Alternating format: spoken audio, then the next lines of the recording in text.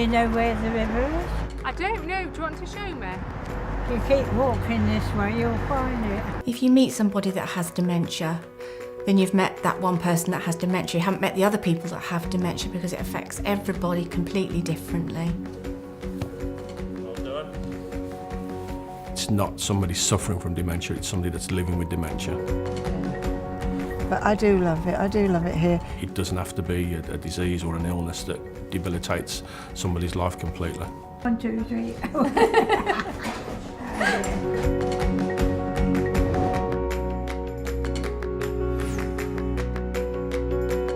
Going out, having a trip out, is going to make a massive effect on someone's life with dementia. It elevates their well-being, it brightens up their day, it makes a difference because they're out of the building, they're engaging with others, they're in the fresh air, they're seeing a bit more of normal life, normal society.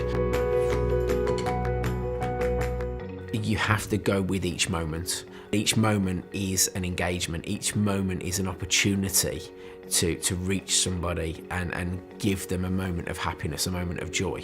You come in to visit Mum and you want to take her to the shops, you want to take her to a cafe, but actually all Mum wants to do is go for a walk in the garden as opposed to taking a full day trip out with the whole family. It's very easy to be frustrated, it's very easy to become angry because it's ruined your plans for the day. But actually, that's what Mum wants. So you have to live with that moment and you have to go with that and realise that that is her moment of joy, her moment of meaning for the day. It doesn't have to be a big trip. It could be just a walk to the end of the street, the end of the road, or just to a nearby shop or park. What we find that we have a lot of success with is the spontaneous sort of trips out. It's when that person's in that moment, when they want to do something, that's when you need to capture it to make sure that they get full enjoyment from it. Lovely. It's gorgeous. Involving a loved one is really important. It's another stage of the process where they can be active and they can be independent. If you're taking over that process, you're taking away from the experience sometimes.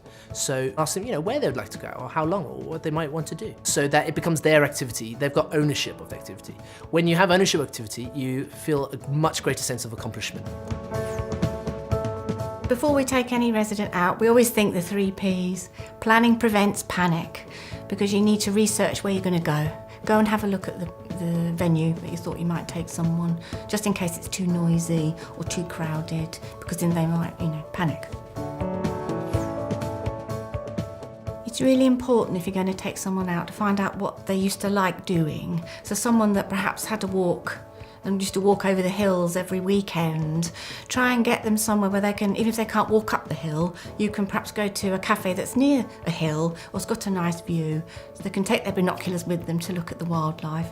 But it's all very important to know what they used to like to do, because it's individual to them.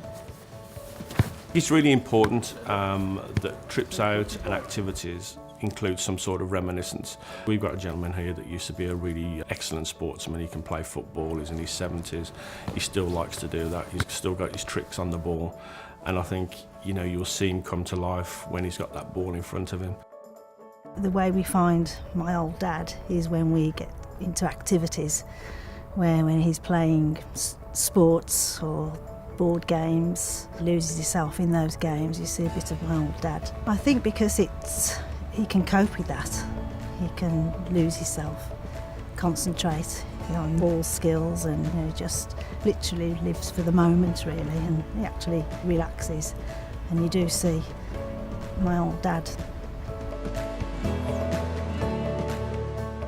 If the person with dementia wants to go out and is really enthusiastic about going out, it should always be encouraged. The wind on someone's face, the rain on someone's face could be a stimulant to reminisce about the past, and also that the physical sensation of being outside and being in the outer world. It can be a very positive thing.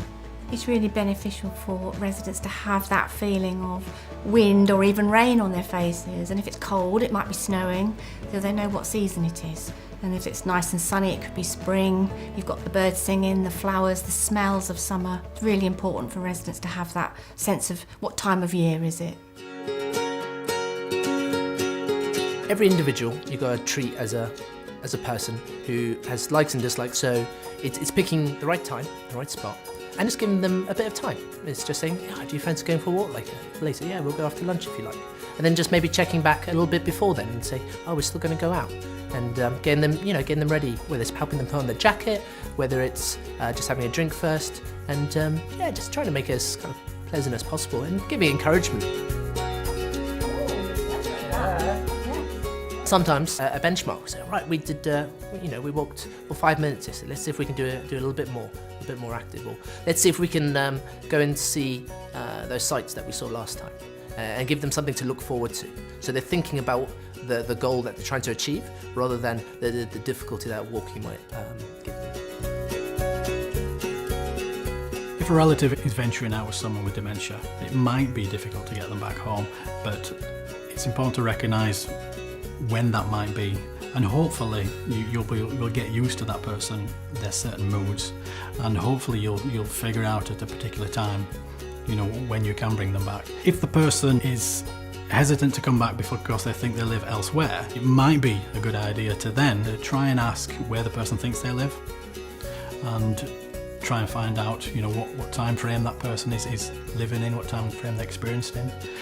If that person is insistent on then going home and say, no, I don't live at Prior's house, I want to go to this particular street, then it might be the relative's best option is to try and distract the person. If the activity doesn't work, try it again on another day, another time, approach it in a different way, but keep going until you find the solution. Try and go at another time of day, maybe with another person in the family who the resident's more comfortable with, but certainly keep going. It doesn't mean that because it doesn't work once, it's not going to work the next day or the day after. It's really important to have patience and perseverance. Well, I feel I've done something good. Sharing moments and bonding together is going to be critically important for both parties, for the person experiencing the dementia and for their loved one. Yes, it is true. I think initially that the support that people need when they're caring for a loved one with dementia is the realisation that life can go ahead as usual. Trips out can still happen. Certainly there'll be some hurdles which they've probably never had to even consider before, but that can be overcome. People can still go out and lead a full and active life and enjoy life. You're helping somebody live with that illness to create happy moments and great days.